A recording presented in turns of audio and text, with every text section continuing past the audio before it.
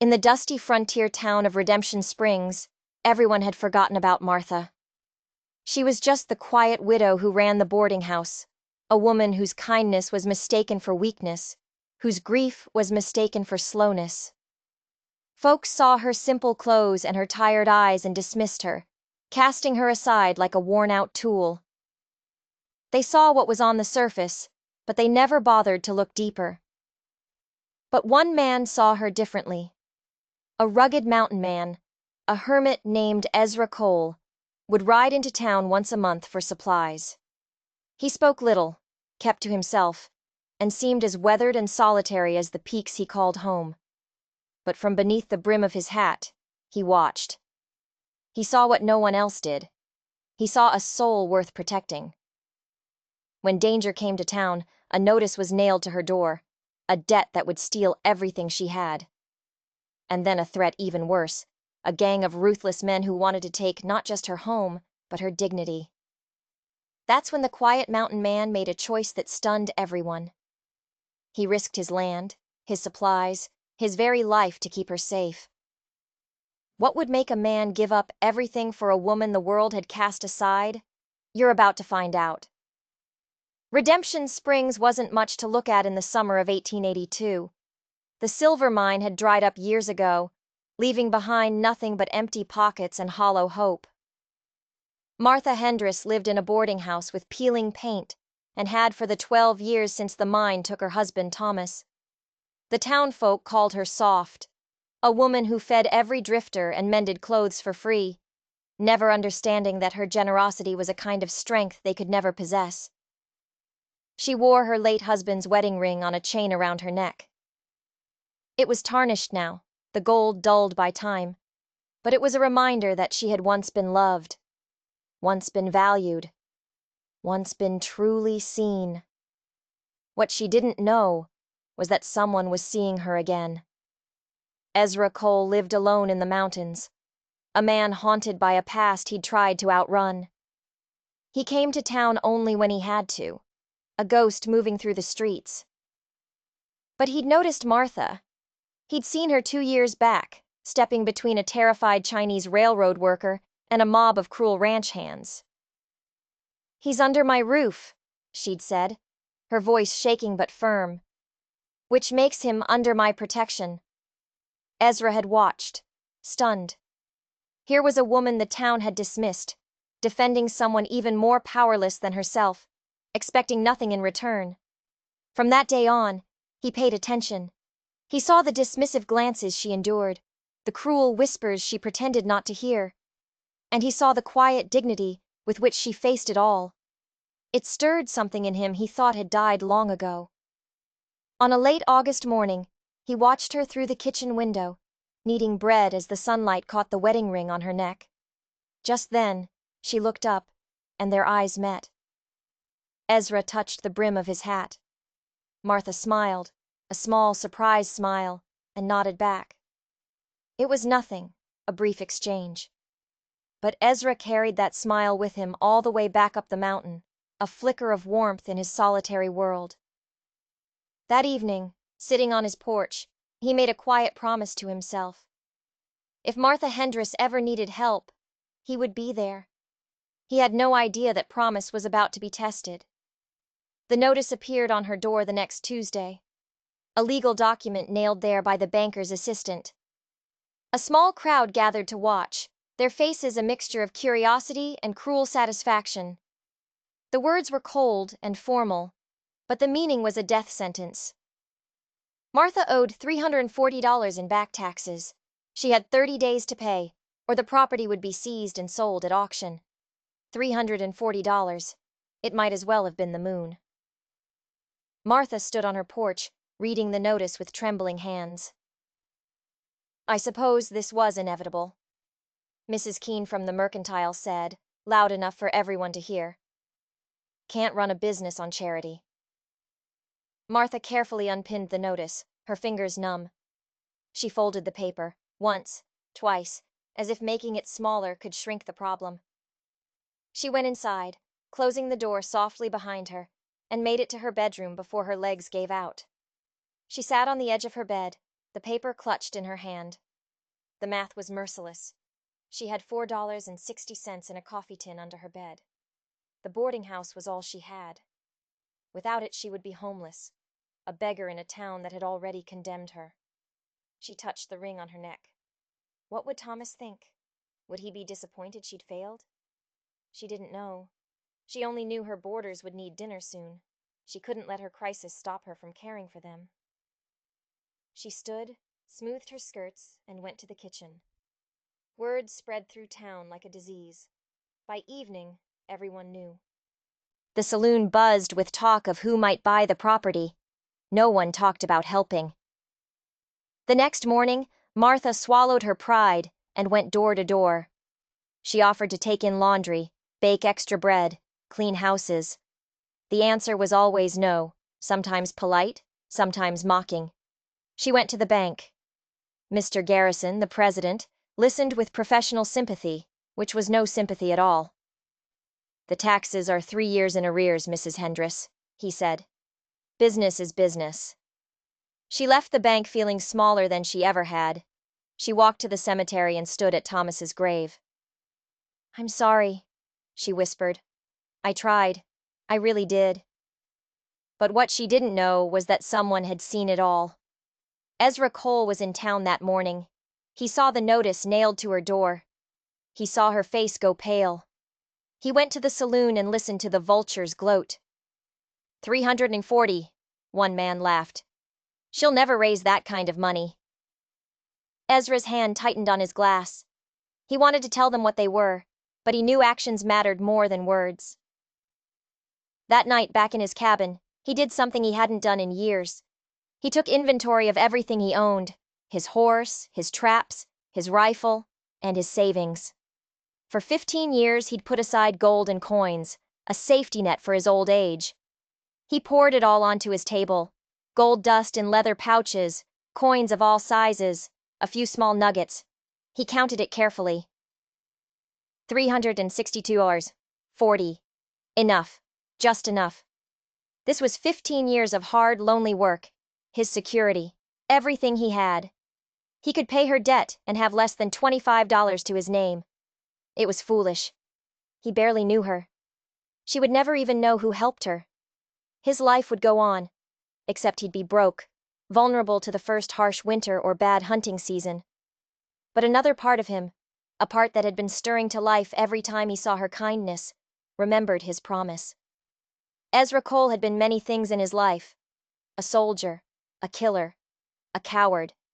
But he had never broken a promise to himself. He counted out exactly $340. Tomorrow, he would ride to Redemption Springs and pay her debt. Anonymously. She would keep her home, and her dignity. And somehow, that felt worth any price. For the first time in 15 years, he was about to do something that truly mattered. Ezra arrived in Redemption Springs as the sun was clearing the mountains. He tied his horse, Ruth, outside the bank and waited. The town slowly came to life around him, and people noticed. A man sitting outside a bank before it opened could only mean one thing: money. At precisely 8 o'clock, Mr. Garrison arrived, his keys jangling. "Mr. Cole," he said, surprised. "You're here early." "I have business with the bank," Ezra said, his voice even. Inside, the bank smelled of old paper and greed. Ezra placed the heavy leather pouch on the desk. "I'm here to settle a debt." Garrison's eyebrows rose. "Not mine," Ezra clarified. "Martha Hendris's debt." The banker's expression shifted from surprise to calculation. He didn't open the pouch yet. "Mrs. Hendris's property taxes. $340. You're here to pay it?" "That's right." "May I ask why? Does it matter?" Garrison leaned back. "It's unusual. Mrs. Hendris didn't mention having anyone who might help her." "The money's good," Ezra said flatly. "That's all that should concern you." Garrison slowly counted the money, taking nearly 20 minutes. The only sounds were the clink of coins and the scratch of his pen. $340 exactly, he finally announced. "The debt is satisfied." "Good," Ezra said, turning to leave. There is the matter of the receipt, Garrison said, his voice slick. How should I note this payment? Shall I tell Mrs. Hendress you were her benefactor? No, Ezra's voice was firm. She doesn't need to know it was me. Garrison's thin lips curved into a smirk. You want this to be anonymous? I see. Privacy has a price, Mr. Cole. Extortion, plain and simple. Ezra felt his jaw tighten. How much? Let's call it $5 for the additional paperwork and my discretion. Ezra reached into his pocket and pulled out 5 of his remaining dollars. They felt heavier than they should. I'll record the payment as coming from an anonymous benefactor, Garrison said, sweeping the coins into his drawer. You understand, of course, that she'll likely never know what you've done. There's no gratitude in anonymity. Don't need any, Ezra said. As he reached the door, Garrison called out, Mr. Cole, for what it's worth, I think what you've done is either remarkably noble or remarkably foolish. Possibly both, Ezra said, and stepped out into the morning sun. He was about to mount his horse when a voice stopped him. Ezra Cole. It was Tommy Sullivan, the young drifter who boarded at Martha's. Mr. Cole, Tommy said, breathless. I saw you come out of the bank. Did you just... Ezra cut him off with a look. I was conducting private business. But Tommy's eyes widened with understanding. It was you. You paid her debt, didn't you? Ezra stepped closer, his voice a low growl. Listen to me, son. Whatever you think you saw, you keep it to yourself. Mrs. Hendress is not to know. Understood? Yes, sir. Tommy nodded slowly. But why? Why wouldn't you want her to know? Because some things are better done quietly. Ezra mounted Ruth and turned toward the mountains, but as he rode past the boarding house, he glanced at the door. The eviction notice was still there. By afternoon, it would be gone. The thought brought a small, private satisfaction that warmed his chest. Back in Redemption Springs, the news spread like a wildfire. An anonymous benefactor had paid Martha's debt in full. By noon, the town was buzzing with speculation. Family from back east? A secret admirer? No one suspected the quiet mountain man. When the banker's assistant came to remove the notice, he found Martha inside. Mrs. Hendress, your property taxes have been paid in full. Martha stared at him. What? Someone came in this morning and settled the entire amount. Who? The word was a whisper. I'm not at liberty to say. The benefactor wished to remain anonymous. Her legs felt unsteady. She gripped the doorframe. Someone had paid $340 to save her home. But who? And why? She sat at her kitchen table, staring at the receipt. The questions spun in her mind. She had no family, no wealthy friends. Old Jacob came in for his tea. You heard then? I heard, she said. I just don't understand. Maybe you don't need to, Jacob said gently. Maybe you just need to accept it as a blessing. Someone out there sees you the way you deserve to be seen. The tears came then, great shaking sobs of relief and confusion. When she finally lifted her head, her eyes were clear. I'm going to find out who did this, she said. I need to thank them. Over the next few days, she went door to door, trying to thank anyone who might have helped. Most people just laughed.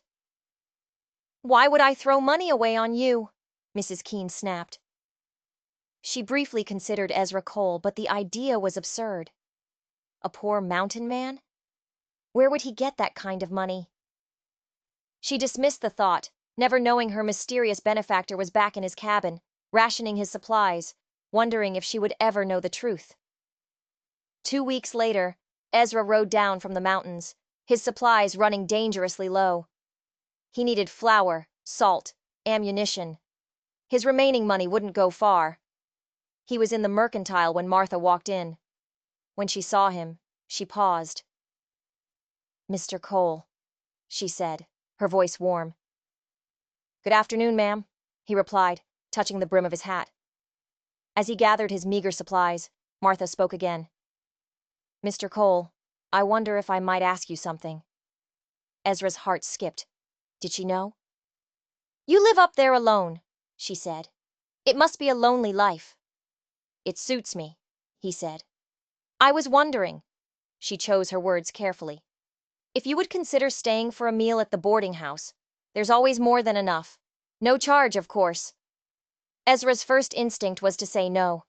He wasn't comfortable around people, but she was looking at him with such genuine kindness in her eyes.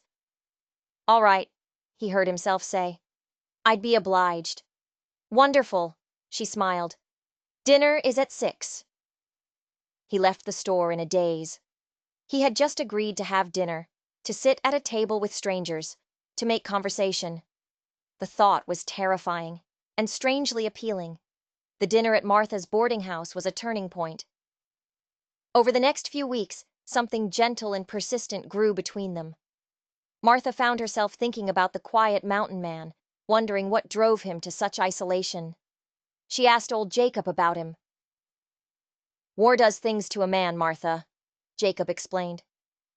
"Some come back and can't stop talking about it.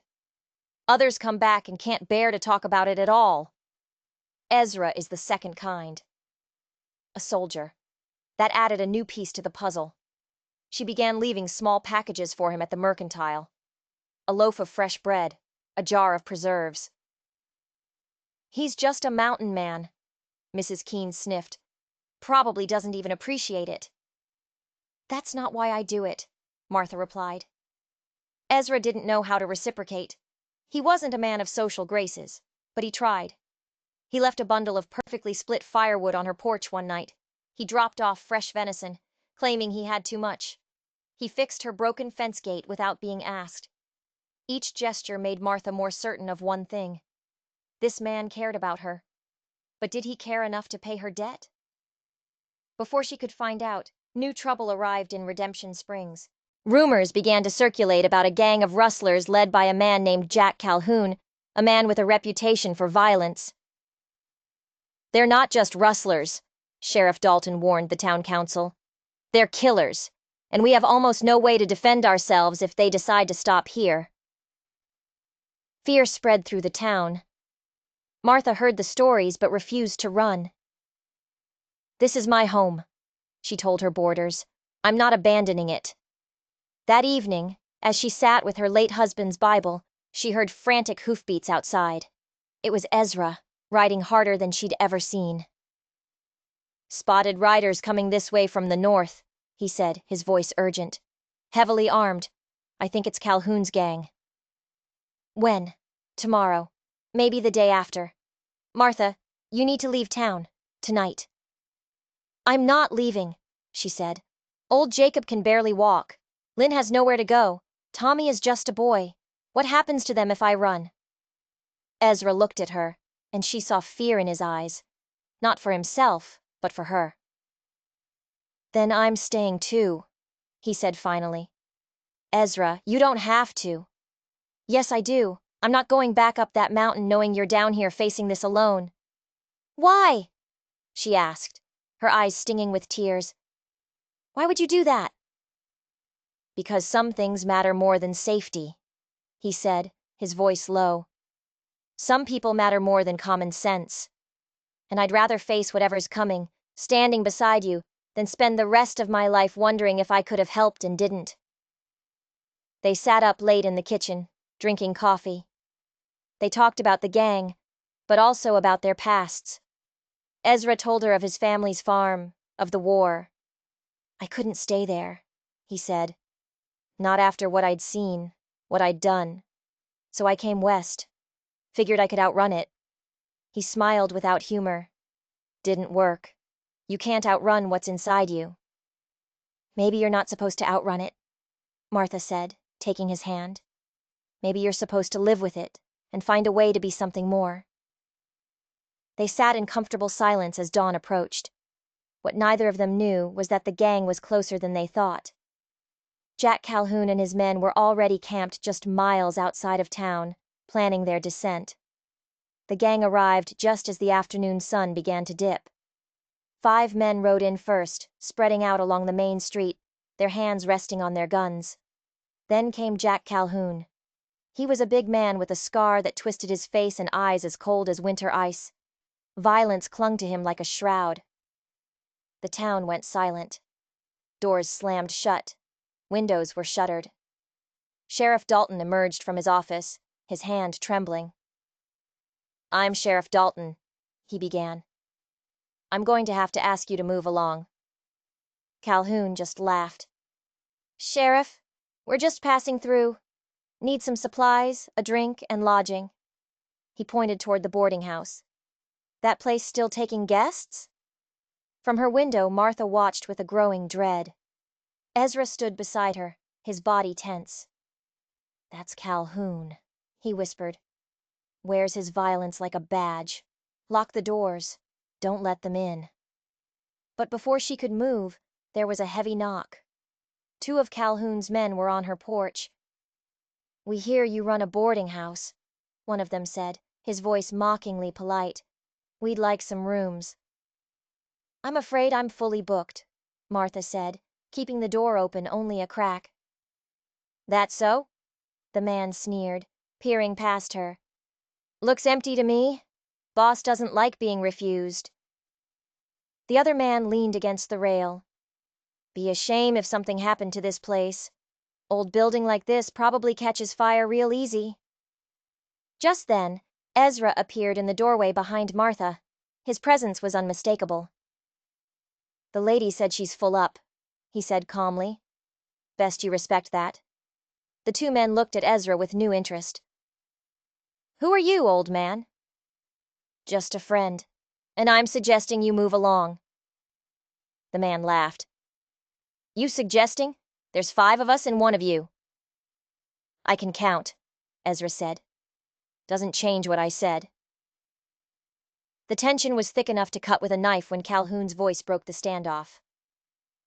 "What's the holdup, boys?" He walked up to the porch steps, studying Ezra.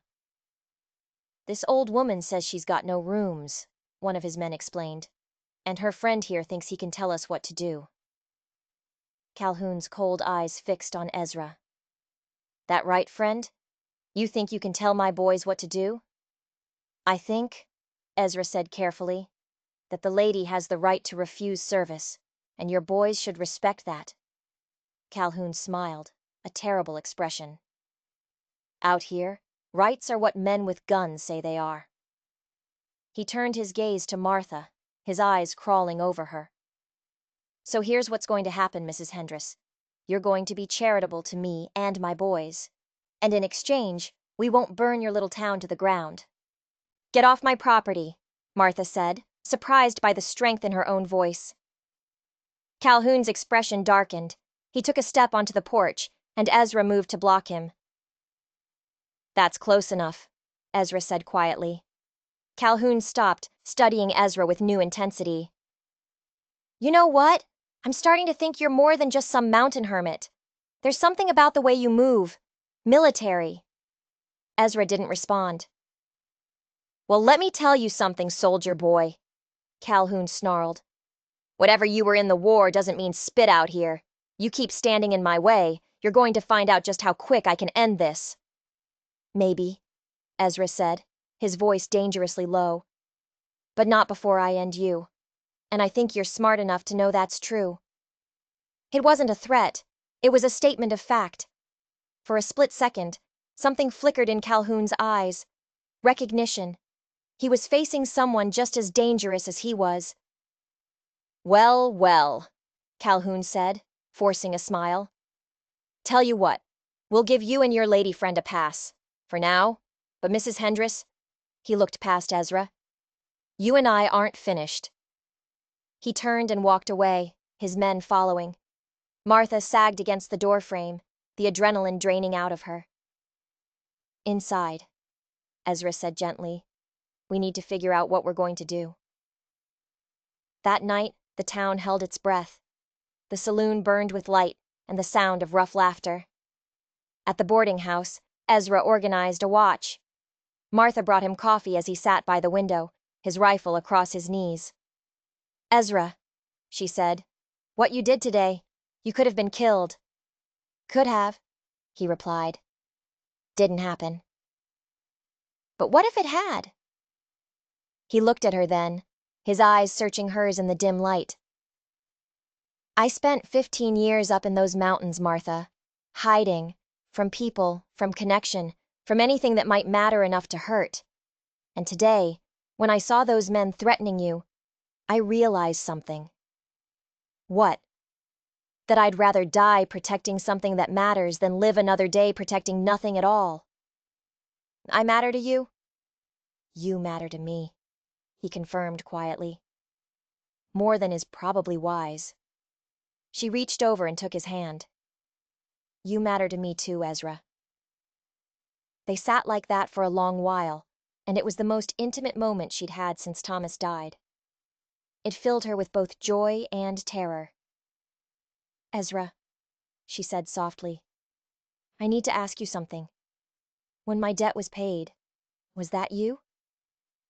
He went very still. Why do you think it was me? Because Tommy saw you at the bank.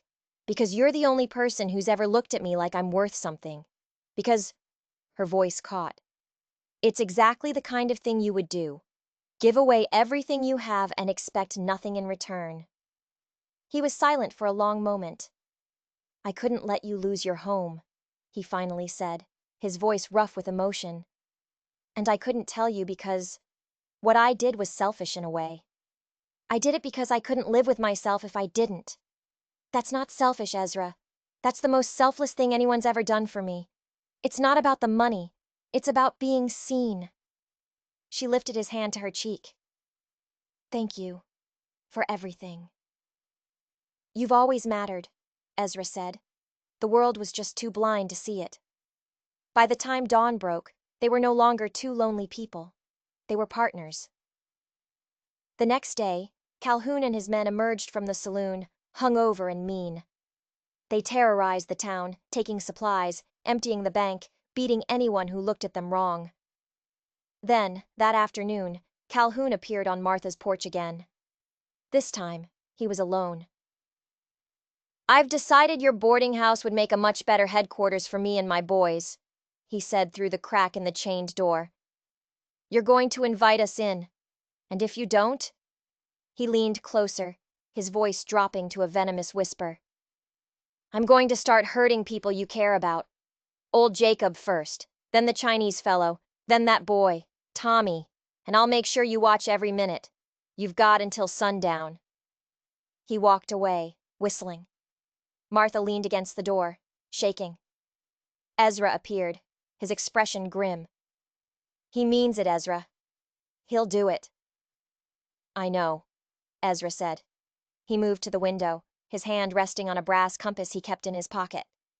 Which means we can't wait anymore. We have to act first. Act how? There's 7 of them. I've fought longer odds before, Ezra said. And Martha saw the soldier he used to be in his eyes, cold and calculating. And I'll be damned if I'm going to let that man hurt you or anyone in this town.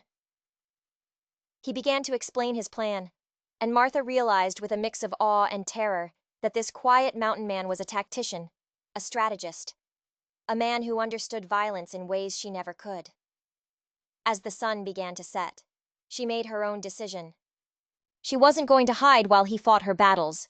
She carefully set aside the wedding ring she wore around her neck.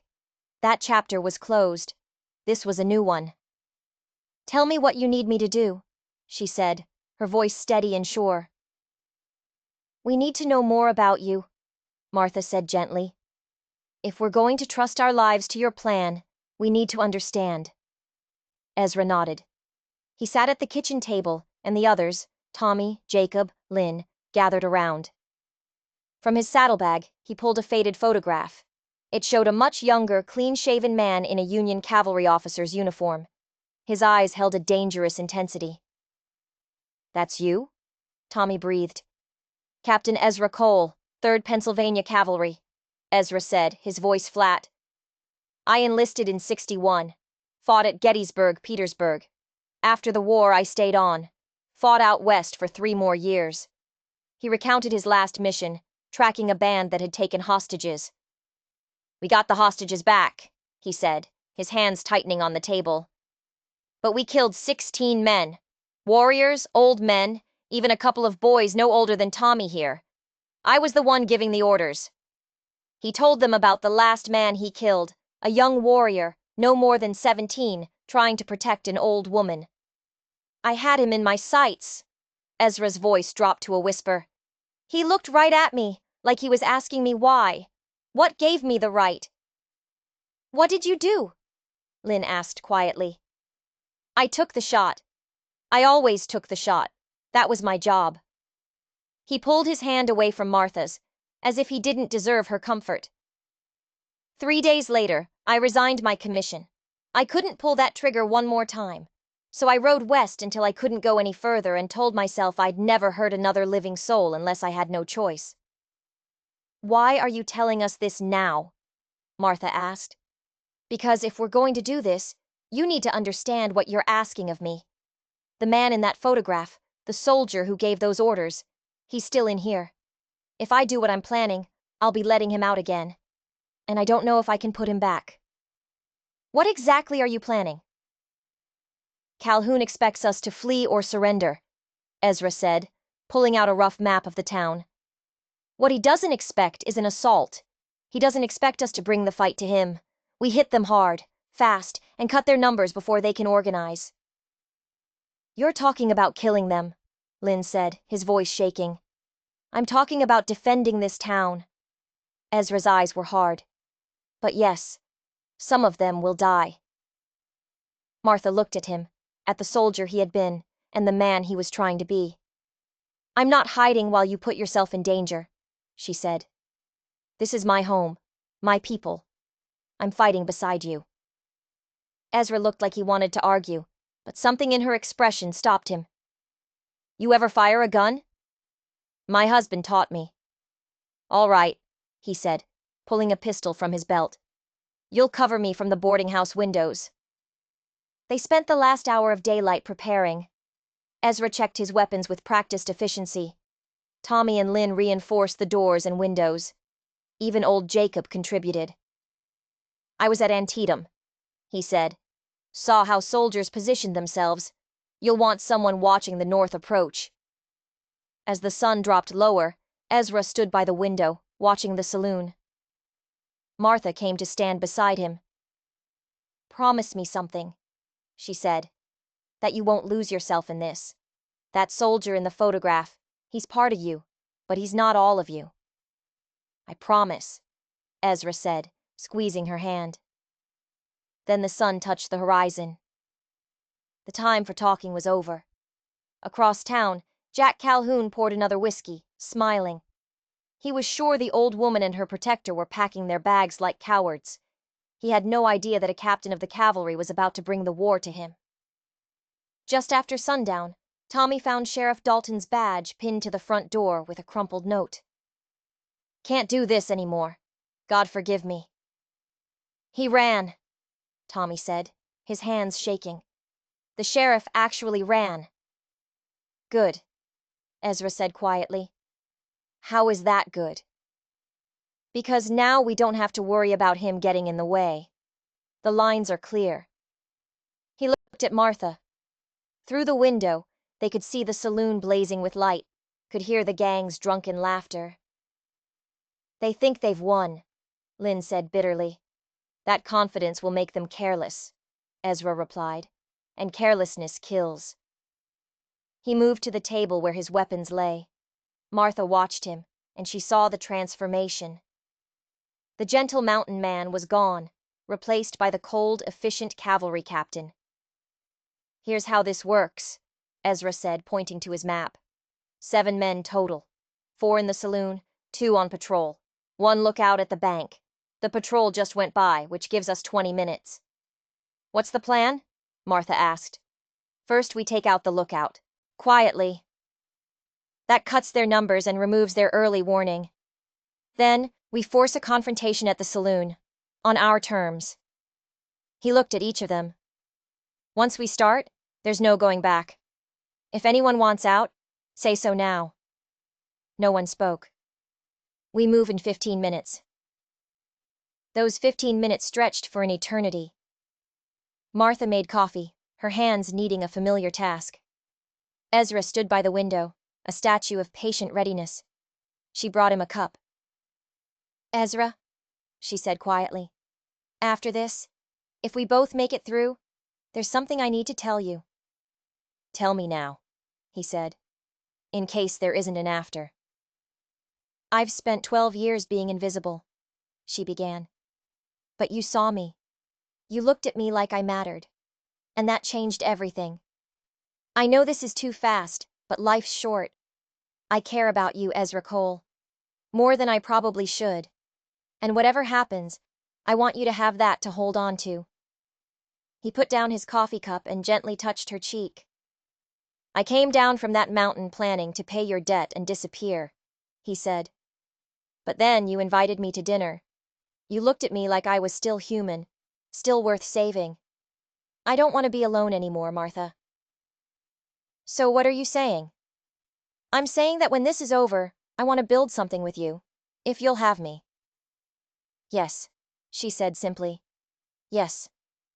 Just then, Ezra's pocket watch chimed. Time to move. They slipped out the back door into the moonlit alleys. Ezra moved like a ghost, and Martha followed, her pistol clutched in her hands. The lookout at the bank was young, bored, smoking a cigarette. "Stay here," Ezra whispered. "I'm going to circle around behind him. What needs doing?" Before she could respond, he melted into the shadows. Martha crouched behind a water barrel, her heart hammering. This was real. This was war. The lookout yawned and stretched. Then, Ezra was there. A brief silent struggle, a muffled gasp, and the young man slumped into Ezra's arms. A moment later, Ezra reappeared beside her. "Is he unconscious? He'll live. I tied him up in the alley." "I'm proud of you, Ezra," she whispered. "Don't be," he said, his voice tight. "Not yet." The patrol was due back any minute. They ran, sticking to the shadows, until they were across the street from the saloon. Through the swinging doors, they could see 4 men drinking, laughing, their rifles leaning against the bar.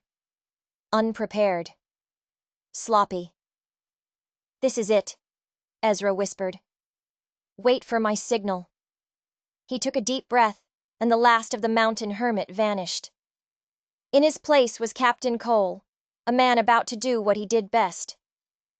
Ezra took the first shot. From the shadows of the alley, his rifle cracked once, and the window of the saloon exploded inward. A man inside cried out and fell. Chaos erupted. Before the remaining 3 men could grab their weapons, Ezra was moving. He kicked open the swinging doors and fired twice more with his pistol. 2 more men went down. The last one, the lean man who had threatened Martha on her porch, dove behind the bar, firing wildly. "Martha, now!" Ezra yelled. From her position in the mercantile doorway, Martha raised her pistol and fired at the bar, the sound deafening. The shots were inaccurate, but they served their purpose, forcing the lean man to keep his head down. "You're dead, old man!" the man screamed from behind the bar. "Not yet," Ezra said, and kicked over a table, using it for cover as he reloaded. Just then, the 2 men from the patrol came running down the street, drawn by the gunfire. "Ezra! Behind you!" Martha screamed. She fired her pistol at the approaching men, forcing them to take cover behind a horse trough. Ezra knew he was caught in a crossfire. It was a classic military trap, and he had walked right into it. The man behind the bar popped up and fired, the bullet splintering the table next to Ezra's head. Then something unexpected happened. The doors to the houses and shops along the main street began to open. Men, and some women, emerged with whatever weapons they had. Old hunting rifles, shotguns, pistols. Led by Samuel the blacksmith, they began firing on the 2 gang members at the trough. The town had found its courage. The 2 men, surprised by the sudden resistance, were quickly overwhelmed. One surrendered, the other was shot and fell into the street. Now it was just Ezra and the man in the saloon. And Jack Calhoun, who had been upstairs. Calhoun appeared at the top of the saloon staircase, a shotgun in each hand. "You made a mistake coming here, soldier boy," he roared, and fired both barrels. The buckshot tore through the room, ripping apart tables and chairs. Ezra dove to the floor, the shots flying over his head. The lean man saw his chance. He rose from behind the bar, pistol leveled at Ezra. But he hadn't counted on Martha. She had moved closer, her fear replaced by a cold, protective rage. She fired one last time. The bullet caught the lean man in the shoulder. He screamed and dropped his gun. Now it was just Calhoun. He stood at the top of the stairs, reloading. Ezra knew he had only seconds. He rolled from behind the table, came up to one knee, and fired his rifle. The shot was perfect. It hit Calhoun in the leg, and the big man roared in pain, tumbling down the stairs to land in a heap at the bottom. The fight was over. The townspeople surged into the street cheering. But Martha had celebrated too soon. As the crowd dispersed, a shout came from down the street. "Fire! The boarding house is on fire!" Martha's heart stopped. She spun to see orange flames licking at the back of her home, spreading rapidly across the dry roof. In the chaos, one of Calhoun's men, wounded but not out, had crawled away and set the blaze. "Tommy! Lynn! Jacob!" Martha screamed and ran toward the building. "Wait!" Ezra yelled, but she tore free. Those were her people, her responsibility. The front door was barred from the inside. She pounded on it frantically. Ezra arrived beside her. "Move!" He kicked the door once, twice. On the third strike it burst inward. A wall of black smoke poured out. "Stay here!" Ezra ordered. "Like hell I will!" She coughed, and they plunged into the smoke together. The heat was intense. Her eyes watered, blurring her vision. "Tommy!" she cried. A muffled response came from upstairs. They stumbled toward the staircase, flames spreading across the ceiling above them. They found Tommy first, collapsed in the hallway. Ezra hoisted the young man over his shoulder. "Get him out!" Martha yelled. "I'll find the others. I know this house better than you do." Ezra hesitated, then nodded and carried Tommy toward the stairs. Martha pushed deeper into the suffocating fog, feeling her way along the walls. She found Lynn in his room, trying to open a window that was swollen shut. She grabbed his arm and pulled him into the hall, but the smoke was disorienting. Which way was the stairs? Suddenly, Ezra was there again, a ghost in the smoke. "This way!" He guided them, his hand on Martha's shoulder, moving with a certainty born of chaos. They reached the stairs just as the ceiling collapsed behind them. A wave of heat seared Martha's back, but they kept moving, stumbling out into the cool night air. Tommy was conscious, coughing, but alive. "Jacob?" Martha gasped, looking at the inferno. "Where's Jacob?" Tommy's eyes widened in horror. "He was in the parlor, keeping watch." Martha turned to run back in, but Ezra caught her. "No, I'll go. You can barely stand." "And you've got a burned back and smoke in your lungs," he said, his face grim. "I'm going. That's final." He turned and ran back into the burning house. The crowd held its breath. The building groaned, timbers cracking. Part of the front porch collapsed. "Ezra!" Martha screamed. "Get out!" And then, two figures emerged from the smoke. Ezra, blackened by soot, supporting Jacob. They were barely 10 feet from the building when it gave way. With a deafening roar, the boarding house collapsed in on itself, sending a geyser of fire and ash into the sky. The blast of heat knocked everyone back. Through the chaos, Martha could see Ezra and Jacob on the ground. People rushed to pull them clear. The doctor came running. Martha fought through the crowd to reach him. Ezra was sitting up, coughing hard. Jacob lay beside him, breathing, but barely. "You idiot!"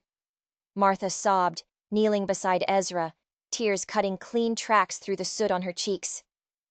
"You absolute idiot! You could have died!" "Had to," Ezra coughed. "Couldn't leave him." "You couldn't leave him, so you nearly left me." she cried, all her fear and relief and love pouring out. "Don't you dare do that to me again." He reached up and touched her face. "I'm sorry, but I made a promise to protect people who matter." "That includes you," she said fiercely. "You matter, Ezra!" Behind them, her home, everything she had worked for, was burning to the ground. 12 years of her life, gone. She should have been devastated. But instead, she felt a strange, profound relief. The house had been her link to the past, to Thomas. Watching it burn, she realized Thomas would have wanted her to live, not just exist. He would have wanted her to find new happiness. Sometimes, you have to let the past burn away to make room for the future. "It's just a building," she said quietly. Ezra looked at her, surprised. "What matters," she said, more firmly this time, "is the people. Everything else we can rebuild." The townspeople, their faces filled with remorse and determination, were already organizing. "We'll help," Mrs. Keene said, her voice genuine for the first time. "We should have helped years ago.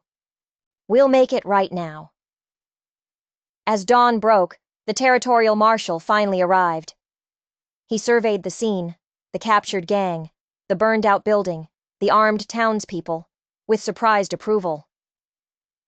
"Looks like you folks handled things," he said. He recognized Ezra's name. "Captain Cole. Heard about you. Good to see those skills put to use protecting innocents." He and his deputies took the prisoners away. As they loaded Calhoun into a wagon, the gang leader looked at Ezra with grudging respect. "You're better than I gave you credit for, old man. Could have killed me. Why didn't you?" "Because I've killed enough men in my life," Ezra said. "I'm done with being hard." In the ruins of her home, Martha found a few precious things. Her Bible, miraculously safe, a few photographs, and still on its chain, Thomas's wedding ring. She held it one last time, then walked over to Jacob. "I want you to have this," she said. "Thomas would have liked you. Remember him for me."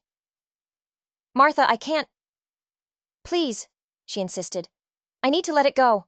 Make room for what comes next." Ezra appeared beside her. "What will you do now?" "Start over, I suppose." "Or," he said carefully, taking her hand, "you could consider something different. Come up the mountain with me. Not to my cabin. But I have land. We could build something together. A real house. A way station for travelers. We could live on our own terms." Martha looked at the town that had finally come to see her worth. But starting fresh with Ezra, that was the future, not the past. "I want it," she said simply. "I want to build something with you." His face transformed with a smile. The town council, as an apology and a reward, granted Martha the deed to her land, free and clear, and gave them both $500 for protecting the town. "Accept it," Martha whispered to Ezra. "We'll need it to build our house." In the weeks that followed, Redemption Springs began to heal, and in the mountains, a new life began. 3 months later, Martha stood on the porch of the house she and Ezra had built. It was solid and warm, with a view of the valley below. Ezra came to stand beside her, his arm around her waist. He looked healthier, younger. The weight of his isolation had lifted.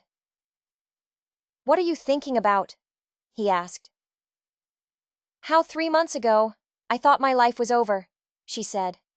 "Now, I feel like it's just beginning." He pulled something from his pocket. A simple gold band, crafted with care. He had melted down his old military medals to make something new, transforming a symbol of his violent past into a symbol of their future. "I know we're too old for grand gestures," he began, "but I also know we can't afford to waste time. Martha Hendris, would you do me the honor of becoming my wife?" Tears of joy streamed down her face. "Yes," she said. "Absolutely, yes." He slipped the ring on her finger. It fit perfectly. He pulled her close and kissed her, a kiss full of promise. They were married the next week in the church in Redemption Springs, the whole town there to celebrate. They had been invisible to the world, but they had seen each other. And in the end, that was all that mattered. The story that began with a desperate debt had become a story of second chances, of courage, and of a love that arrived when they'd both stopped looking. They had found their own redemption, not in a town, but in each other. If this story touched you, make sure you hit that subscribe button, because what we have coming next is something you won't want to miss.